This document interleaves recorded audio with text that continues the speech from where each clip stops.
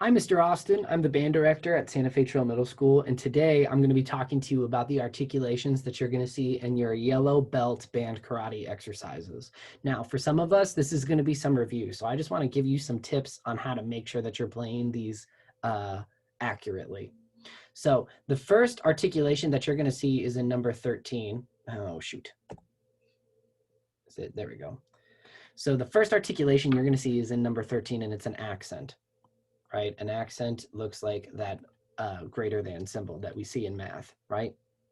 Then in number 15, what you're going to see is a staccato. And a staccato is a little dot that appears above or below the note.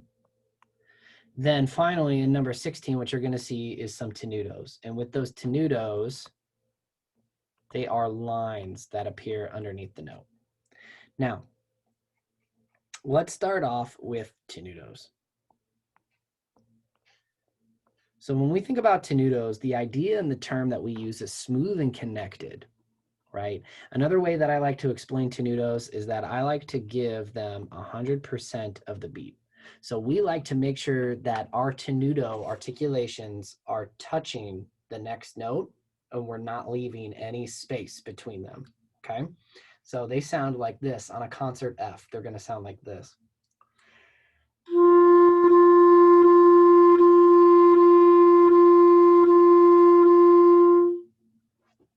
Do you notice as I was doing that you can tell where each note starts and where each note ends, but we're not getting any space between the notes, right? So we're giving each note 100% of each beat, of the beat that it's in, okay? So if that's a quarter note and it's gonna get one beat, I'm gonna give it 100% of beat one, okay? Now, let's move on to staccatos.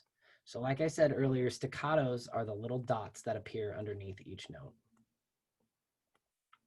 Now, the way I like to think about staccatos, and I know the way we like to explain staccatos, is we like to say light and separated, right? So we like to say light and separated. Another way to think about that is I like to think about 50% sound, 50% silence, right? So we want a good amount of space between each note. On a concert F, staccatos sound like this.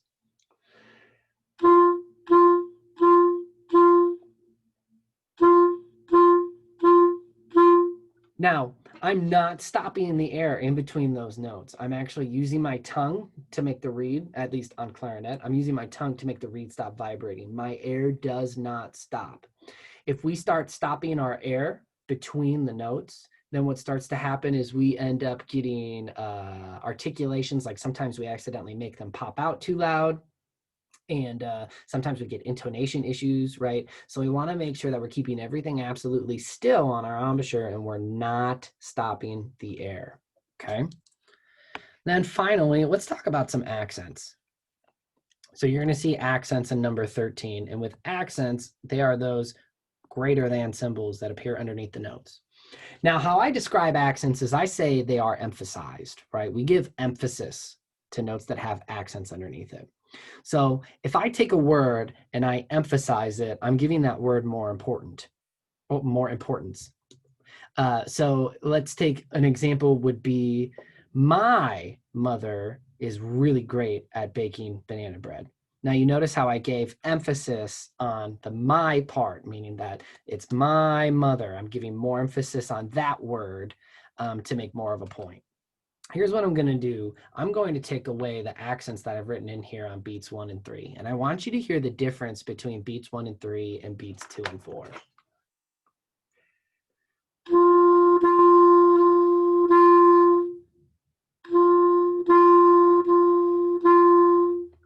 So do you notice how I'm giving a little bit more of a push and a little bit more volume to my accented notes over my unaccented notes, right? That's how we give emphasis to those notes, and that's how we make them pop out a little bit more around everything else.